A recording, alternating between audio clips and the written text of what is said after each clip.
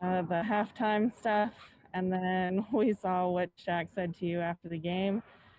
I mean, it kind of feels like it's a little bit of weird timing to do it on a 7-game win streak.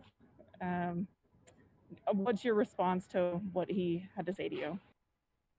Man, we're on a 7-game win streak right now. We're playing good basketball. I hate to take a win like this and make it about what they said about me.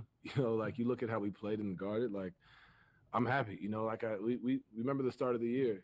Like we came out flat in certain games like this. If teams hit us first, we didn't have a pushback. Like this was kind of Minnesota. When Minnesota went up 15, like they came out ready to go, and we still stayed through. Like that's really where it's at. I mean, like at the end of the day, like I'm here to play basketball and be the best teammate and best player that I can be. They don't like it. They don't like it. I'm not trying to make this about me. This is team basketball. Like at the end of the day, we're winning. We're doing good things, and we just got to keep it up because we got Golden State coming in, and we got to be ready for that. Eric Walden, Salt Lake Tribune. John, can you actually just take us kind of through the start of the game? It seemed like you were seeing things you liked, especially on those first couple of possessions, getting to the hoop at will, and then from there heating up from three-point range.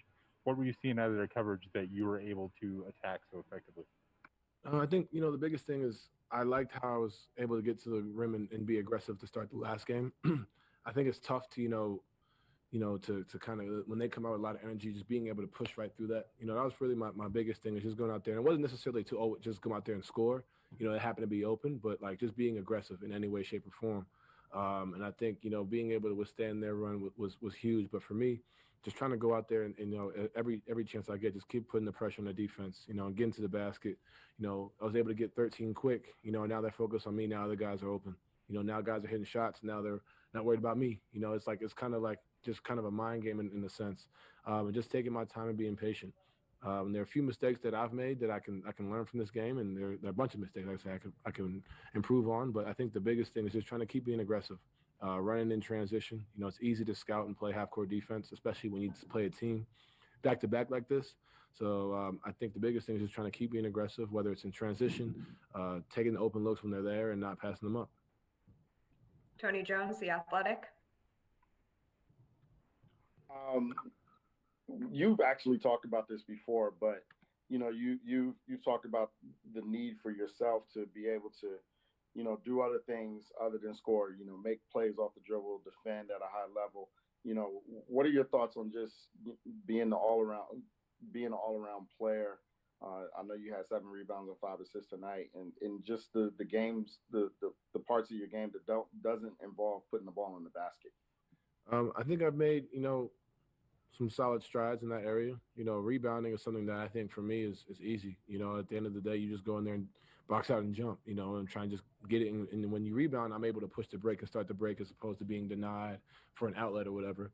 So that's one way of impacting the game. And then 2, on the flip side, not necessarily passing to get the assist, but just passing to the open man and making the simple play. I think that's one thing for me that I took away from the bubble that I was really, really happy with myself was being able to, I was scoring and doing whatever, but being able to make the simple play, not always just trying to make the hero play, the home run play. Like the pass the other day looked great, but I'm excited about the swing in the corner, like the little things. That's what it's all about for me right now. Like at the end of the day, I know what I can do scoring wise, but trying to be the best playmaker I can be, and it's not always passing to an assist. It's reading the defense, making a play, then that person creating an advantage. So that's really where I'm at. I think 5 assists is a good step, but I'm trying to get to, I'm trying to get to more, try and do more as much as I can. And, as far as defensively, just, not falling asleep weak side, being in help, the things that you really don't see on TV, and kind of, throughout the game, being shifted, being in the stance, being locked in mentally, knowing the other team's plays. I think is something that I'm trying to really do that way. You can kind of talk on defense and being able to be a leader in that sense as well. That's been one of my biggest things. Ryan Miller, KSL. Donovan, what do you think is the most underappreciated part of Rudy Gobert's game? I mean, we talk. I mean, I can say it's underappreciated because I think we the only ones that talk about it and appreciate it here is like the screen assist. I think that's something that really goes unnoticed. I think you look at the shots I'm hitting, the shots I'm taking. The reason why we're able to get into the paint, myself, Mike, JC, Joe, the reason why we're getting open shots is because he's setting good screens. You know, as defenders, we know how hard it is. You know, when you got a guy like Steven Adams who's a good screen setter, but you know, I think Rudy. One of y'all have the stats, but like he led the league by far in screen set between number 1 and number 2. Like that's huge for us. That creates that disadvantage, creates that advantage, I should say, and that's really one thing that I think goes underappreciated. And we tell them every day that we appreciate it because it gets us open and gets us looks, and not necessarily getting him points, but it's really unselfish of him to kind of continue to do that and continue to know that that's how he impacts the game, especially on the offensive end.